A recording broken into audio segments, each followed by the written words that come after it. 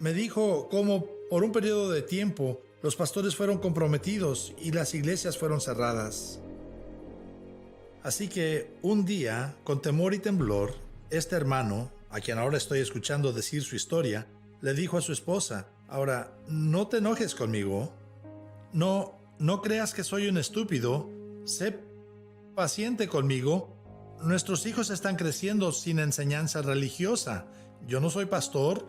Esta no es una iglesia, pero ¿qué pensarías si me reuniera con los niños 1 o 2 veces por semana para leerles la Biblia? Ahora, su esposa había estado orando por años que él fuera el líder espiritual. Dicen en África, el hombre es la cabeza, pero la mujer es el cuello, y ella puede voltear la cabeza para donde quiere. Así que él comenzó a leer la Biblia a sus hijos, aunque al principio hacía un trabajo terrible. Pero con el paso del tiempo, ellos comenzaron a aprender las historias y a decírselas entre ellos y a interactuar con las historias. Los vecinos pudieron observar esto y vinieron a este hombre de Dios y le dijeron: ¿podemos venir a estudiar la Biblia contigo? Y él les dijo: momento, no, yo no soy pastor, no he recibido entrenamiento, esta no es una iglesia. Les dijo: solo cantamos y oramos y hablamos de la palabra. Y ellos dijeron: eso es todo lo que queremos hacer. Cuando este pequeño grupo de casa creció a ser de 75 personas, la KGB llegó durante un servicio de adoración y arrestaron al hombre de Dios desde el mismo lugar donde yo estaba haciendo la entrevista.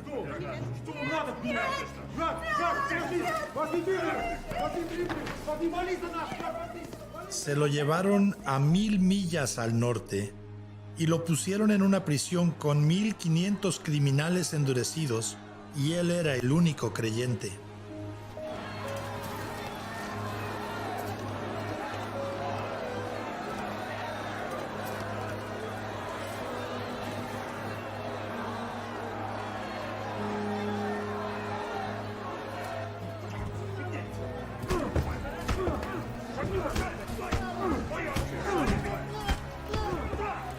Escuchando su historia, no pude evitar preguntarle abruptamente cómo pudo soportarlo, cómo sobrevivió, qué fue lo que hizo.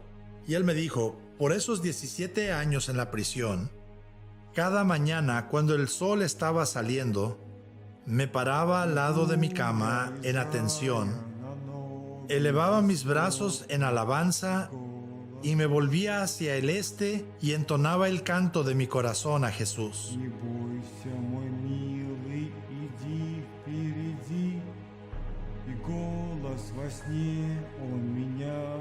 ¿Saben ustedes lo que hacían el resto de los prisioneros cuando el hombre de Dios comenzaba a hacer eso?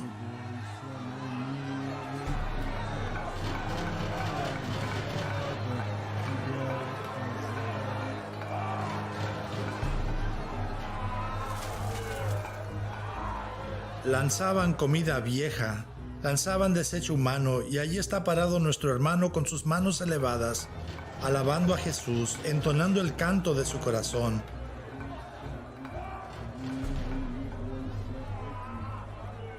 Y me dijo: Nick, cuando podía encontrar un pedazo de papel, un carbón, un pedazo de lápiz, me apuraba a llegar a mi jaula, mi celda, y escribía todos los versículos y las historias bíblicas que podía recordar.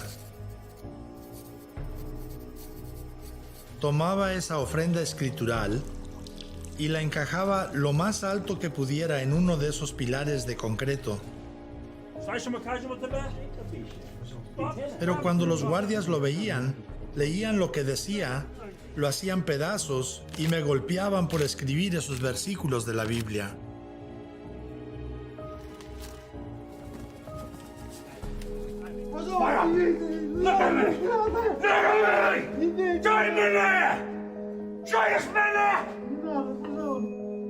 Y esto era muy común en muchos lugares de la antigua Unión Soviética.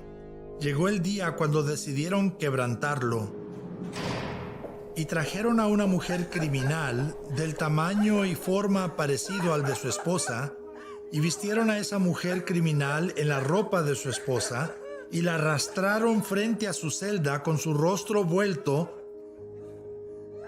y se la llevaron a un cuarto de tortura. Любимая, прости меня, любимая, я тебя люблю. Брента, я тебя люблю, прости. Él escuchó por 3 días y 3 noches mientras la abusaron y la torturaron y la mataron.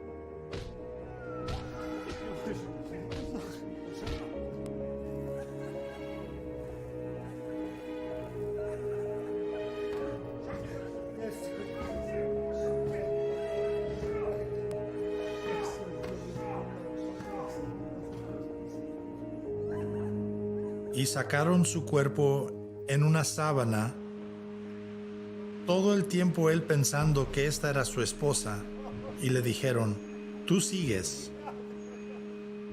Y le dijo a Dios lo que yo le dije a Dios en Somalia, esto es demasiado.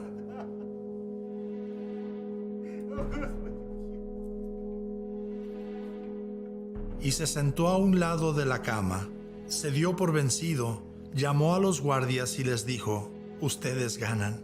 Lo único que querían que hiciera era firmar un documento donde decía que no era un seguidor de Jesús y que estaba siendo pagado por gobiernos occidentales para derrocar a la URSS. Si lo firmaba, lo dejaban ir. Les dijo, escriban el documento, les firmo lo que quieran. Se sentó a un lado de la cama en completa desesperanza de su alma. A la mañana siguiente, los guardias llegaron con la confesión. Había cambiado de opinión, su decisión estaba hecha. Les dijo resueltamente, no voy a firmar eso. Y le dijeron, ¿qué te pasó? Les dijo, el Espíritu Santo de Dios permitió que mis oídos escucharan las voces de mi esposa, mis hijos y mi hermano, mientras que oran por mí. No solo sé que mi esposa está bien físicamente, también sé que espiritualmente todavía camina con el Señor. Y se volvió a los guardias y les dijo, sálganse de mi celda. Не сломайте! Не буду подписывать, не буду! Нет! Пошли вон! Пошли из моей камеры вон! Ты уходи отсюда! Пошли вон! Не буду! Me dijo, Nick, 2 semanas más tarde, en el patio de los ejercicios estaba una hoja entera de papel y tirado al lado estaba un lápiz y yo sabía que el Espíritu Santo lo había dejado allí para mí.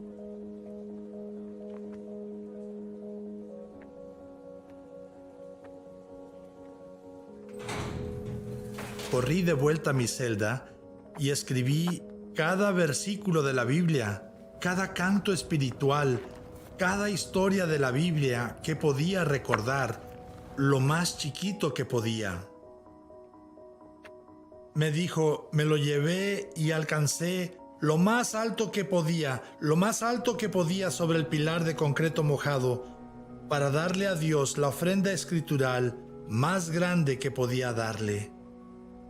Y los guardias no tardaron mucho en ver eso, y cuando vieron ambos lados del papel y leyeron lo que estaba escrito, lo hicieron pedazos y comenzaron a golpear a nuestro hermano sin misericordia. Y le dijeron, asómate por la ventana, ¿ves esos postes allí? En 10 minutos vas a estar amarrado a un poste y en 15 minutos vas a estar muerto.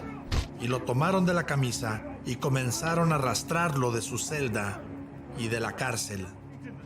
Y mientras iban por el pasillo hacia la puerta de la prisión, casi puedo verlo, 1,500 criminales endurecidos, parados al pie de sus camas, parados en atención, y 3,000 manos, brazos estaban levantados en alabanza a Dios, mientras miraban al este y cantaban a Dios el canto de corazón que habían escuchado al hombre de Dios cantar todos esos años.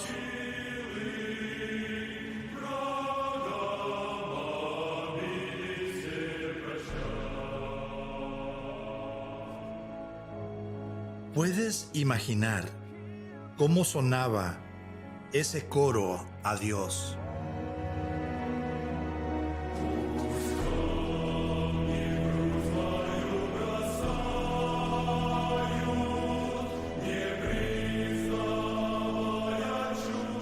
Y los guardias soltaron a nuestro hermano como si estuvieran plenamente aterrorizados, y se volvieron a él y le dijeron: ¿Quién eres?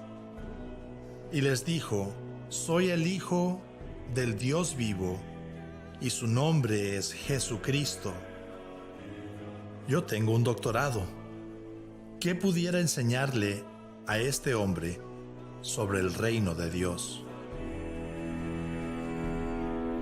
О Боже, Боже, дай мне силы, я душу положу